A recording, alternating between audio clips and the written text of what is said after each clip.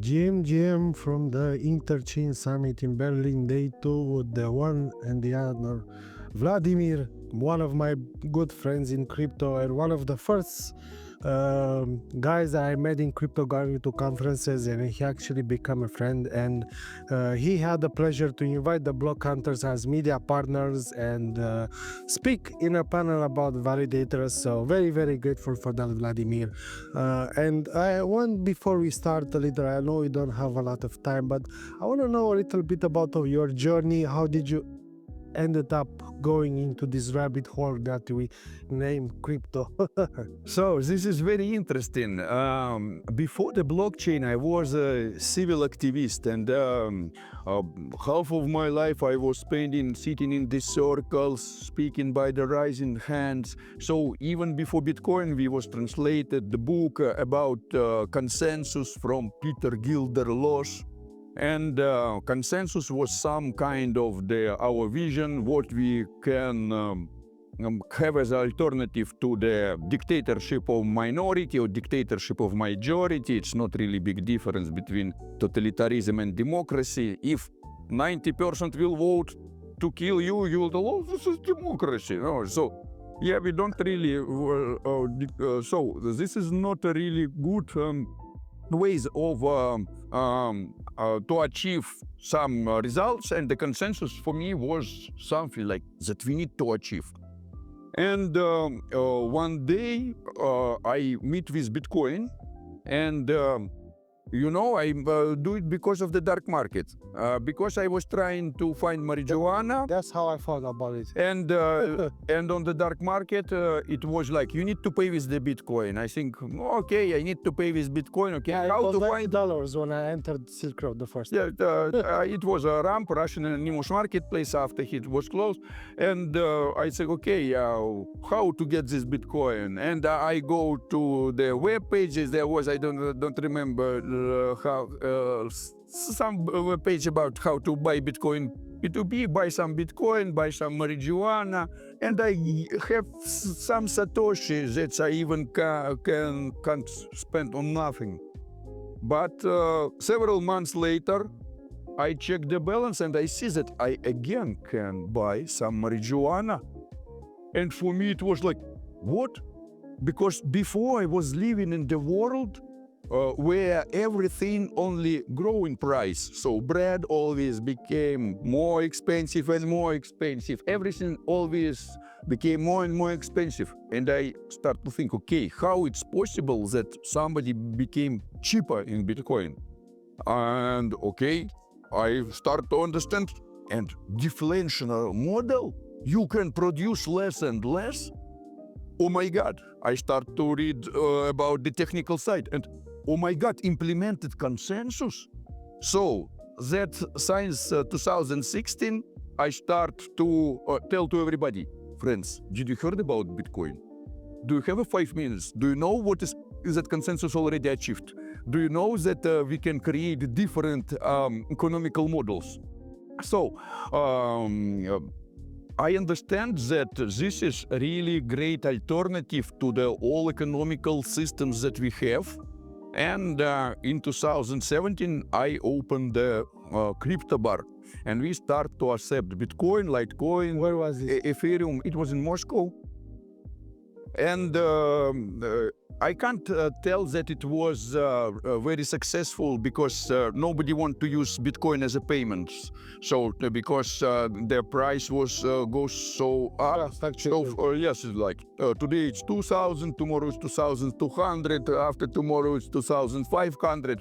So of course, just some people come and tell, really, we can pay with the Bitcoin? Yes, we say, yeah, and buy some beer, some burgers or bar. So it was the cool experience. Why? Because I started to make the lessons of crypto economics there and invite miners of Ethereum, some people who build DAOs, some people from Graphene, and so on and so on. And at the time, it really was possible to collect 50 people on the material meet. After, it was interesting period of time, because in Belarus, it's a pretty totalitarian country, they make the legalization of cryptocurrencies. And it was some uprising of the different initiatives to teach developers how to deal with the technical side of cryptocurrencies. Crypto anti-totalitarianism? So it was, I think that it was because Belarus have very weak economy. So for the cryptocurrencies, it's very easy to compete with weak economies. It's hard to compete with the dollar, euro. It's a huge economical machines behind of them, some real values. And behind some weak economics, nothing. So for the countries, it's for what we need to use our own money, they cost nothing on the international market. And Bitcoin costs something, let's legalize it. Yep. So, they had a school, Imaguru School, and they provide education. And I go. Imaguru?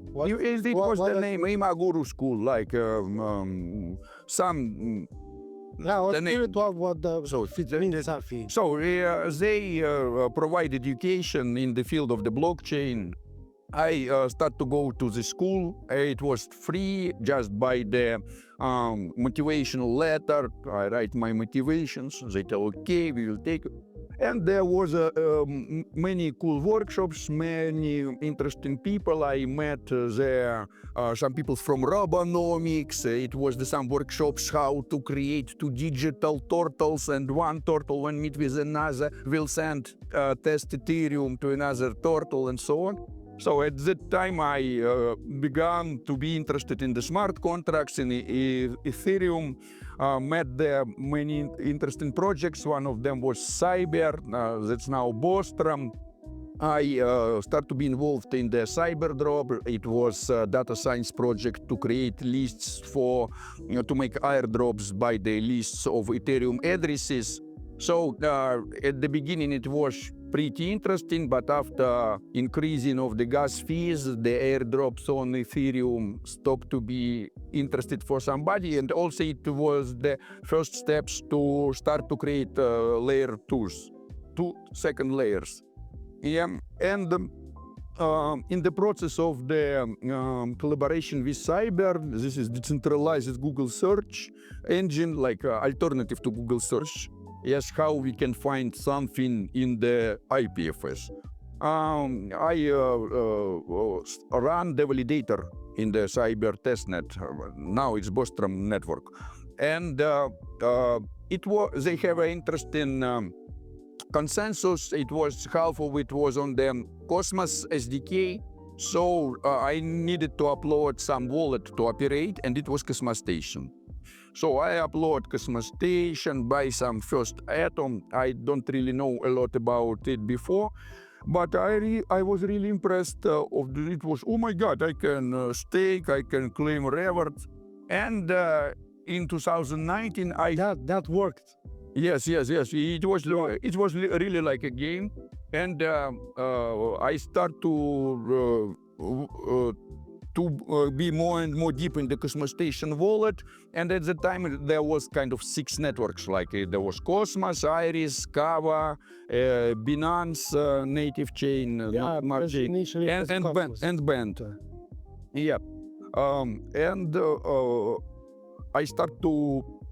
I joined the Cosmos Station Telegram chat. Some people was asking questions. I was answering these questions, making some guides, so on. And in the same time, I was on the meet about Cosmos, and there people were speaking that we want to build Internet of Blockchains. I say, wow, Internet of Blockchains is much more cooler than the platform for the smart contracts. So since that time, I began to be very deep in Cosmos. I started to translate some news. At that time, I met... Did you translate them from English to Russian? Yes, I met Rina, and Rina at that time was in Paradigm, and she created biweekly news about Cosmos. And I started to translate it, and translation of biweekly news in Russian language. So, and in the same time, I was I started to help to customer stations. They tell, oh, friend, you are so helpful. Maybe you want to be kind of community advocate. They give me admin rights, and I ban scam, answering questions. Also, they start to edit new chains. I start to go to another groups. I need to know more about other chains, about updates, go to other groups, tell friends. If you don't see the balance, you just need to update your customer station wallet, and you will see your balance, so on, so on. And I understand, okay, new chains arrive, how I can contribute for their development. And I started to run nodes. And Don't you had any kind of technical background? to be honest, before, not really. Like I had a good mathematical and physical education, and good in the gaming. So I never was afraid of the computers. And in the process of running, I don't see you playing games. You don't look that type. yeah, and but in the process of running testnet node of cyber, I've got pretty good understanding of the command line, and also I met people who also was very helpful, like Nikita from Web3 Forever Validator, like Vadim from CyberG Validator, Kirill who from Bro and Bro. And they always help me with any questions. I have this error, what I need to do? And do this, do that. So it was pretty good beginning to understand the basics of the command line and how to update your node and so on. So the first network that I launched in the mainnet, at first I wanted to run a secret network, but it was so big problems connected to the hardware. You need directly this motherboard with directly this processor, so on. So as the result, of course, I made a mistake, bought wrong requirements, but it was written on the GitHub, oh, you can use these requirements. I buy these requirements, run the node, nothing works. It looks like it's not work. We need to delete it from the guides. And I think, okay, but I already have the machine, my own machine, what I will run. And I run star name. Very bright idea to have not many addresses, but just one star name. So I ran star name, and after I understand... Stardom still around? No, I think, so it works, but it's kind of dead. Sad, but it's dead. And I never think that the validation will be as the business. I always look on this like the contribution, because most of my income was from DeFi. At that time, so many DeFi possibilities, so many... DeFi summer, a lot of cool stuff. Yes, yes. So I had some additional income, and I think, okay, like this is not a big deal to run the server, like pay $50 per month or something like this, like, and help to the network. I start to run more networks, and in one moment I understand, okay, this network also profitable. They start to bring more than payment for the infrastructure. So at one moment I was validating 13 different networks, and it took like 36 hours.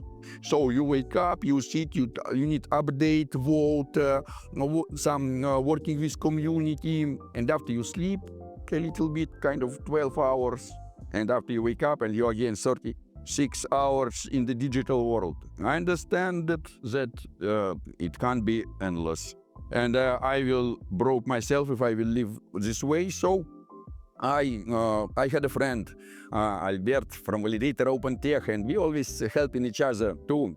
We met each other in Star Name, and I tell Albert, maybe you will take some technical part on you, and I will make more humanitarian, like work with the community and making some logos, other. So yeah, okay. And we start to validate together. After one more person, now we are 15 people in the core team. Yes, because That's something. yeah, yes, this is the, and now more than 50 validator nodes and a lot of RPCs nodes. So total and a lot of infrastructure. And How big is the TVL right now? to be honest, I don't know, because after we was kicked out from the injective, I need to recount it, and I still didn't have a time for this, because I was organizing Internchain Summit, and I think that the total TVL is not really important, because it's always changed. So nobody can tell you total TVL for every day. If we can create chart of TVL, yes. Okay, if you have the one network, it's easy, but it means if you have the 40 networks, one goes down, while was this TVL jumping with the market. In one moment, we came to conclusion that validator also need to be decentralized by the governance. So this is not really cool that one person or small group can shut down the validator. Okay, in the networks like Ethereum, this is not important. But if you are provider of IBC reliers, and if in your network is 50 validators, the shutting down of one of the machine can affect the network. So we decided that who is interested in the validator? Network and delegators. Let's give to the delegators right to govern validator. We created DAO, we created token PHMN, and start to give it to our delegators and put 20% of income in this token PHMN, and our delegators get these stocks on the governance or income. So they choose, or they can sell PHMN and kind of return, get additional cashback, or they can lock it in DAS, decentralized autonomous synchronization. Yes, not organization, but synchronization. And vote on the proposals. Let's increase commissions. Let's decrease commission. Let's rename validator. How big is the community right now? Because have community is very hard to actually have community as a validator. I think that we have one of the biggest communities. So by the some stats, so the Minscan shows that we have kind of 20 networks and 150,000 delegator addresses. In Cosmos, we have 53,000 delegator addresses. But we have 50 networks, and just Minscan shows only 20. So I don't even know the total amount of the delegator addresses, individual. And in Do you validate non-Cosmos chains also? we validate big non-Cosmos chains, also Starknet, Avalanche, and now we are also looking for the different IOTA. We think is very interesting. So I think it's like as our vision to build an interchain, we need to validate different networks to provide interoperability between different chains, protocols.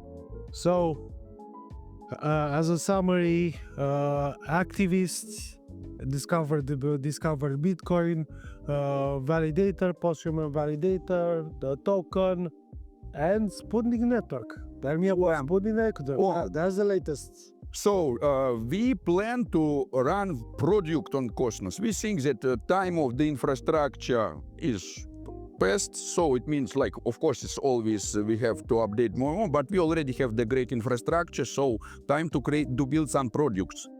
And we want to create abstract account payment system. So this is from one side, you can imagine it as the PayPal for crypto. So when you use PayPal, you send money not to the bank account, but to Gmail. Okay, we can send crypto by email. Yes, from how it's implemented, kind of the same like name services, like the star name. So you can attach addresses not to the new Ethereum names and not to the some star name, but to your Gmail, to your Twitter, to your Instagram, to your GitHub, and create the record. This Web2 account have this address, and this address, and this address, and this address. And when I send you some crypto by Gmail, for example, system check what is written in the blockchain. This username have this address, so perform transaction from this address to this address. If system don't see any addresses attached, system tell create address for this user. Create your address, and after you connect. So basically the funds are not lost. After you authorize it with your Web2 socials, system check the blockchain and see, oh, this username already have this address, and on this address already some tokens show the balance to this user. And with this, we don't need any crypto wallet to perform any transactions. So when we perform any transaction from the in Sputnik, not we sign the transactions. We tell Sputnik sign transactions from this address for me. Sputnik check blockchain, see this address, see connected username, check this person authorized with this socials or not. If you authorize it, so okay, everything is legit. I will perform the transactions. So what's the state of the Sputnik right now? So we have a working DevNet, and we are finishing our UI UX design, and this is, I think, even more competitive part for us, because we are good in Web3, we are good in backend, but you know, always people tell, but UI, UX in crypto. So we say we will break this paradigm. Yes, we will create the best UI UX, so we are working on it a lot. And today I will make a presentation and you will see several insights. But I really hope that this year we will launch testnet and even mainnet. Is it bootstrapped? From one side, yes, and from other side, no. Because from one side we have our own funds and we have our own liquidity and we have our own developers. From other side, we think about the investors, but not in case like give us funds, but in case create liquidity with us. Part of your liquidity, part of our liquidity, we together govern liquidity pools. You get more liquidity, we get more liquidity, and we collaborate based on this. So we are looking for such projects, some community pools, like for what you need this token in community pool? Let's put it to the liquidity. We will, both of our community pools will earn on swap fees. No, that sounds great, Vladimir. That really sounds good. Before we wrap this up, because you've been around crypto from a long time, we could say. I mean, if you make it in crypto at least 2 years, you're a pro. And I wanted to know, do you have like some advices for people that want to jump into the crypto space and they don't know what to do? Maybe they want to be technical, maybe they want to be more community side, maybe they want to do BD. In this case, I want to tell the first that you need to understand who you want to be, because until you don't know who you want to be, do I need to more technical or more humanitarian? So this is very, very important to decide who I am, like what do I want. And for this, look at your skills. For example, if you like to sit for a long time in front of the computer and do something alone, don't speaking with others, you will be perfect developer. But if you are sitting in the computer and you always have 10 different chats with different people, you will be perfect community advocate. So just look at yourself and try to understand what I really like to do.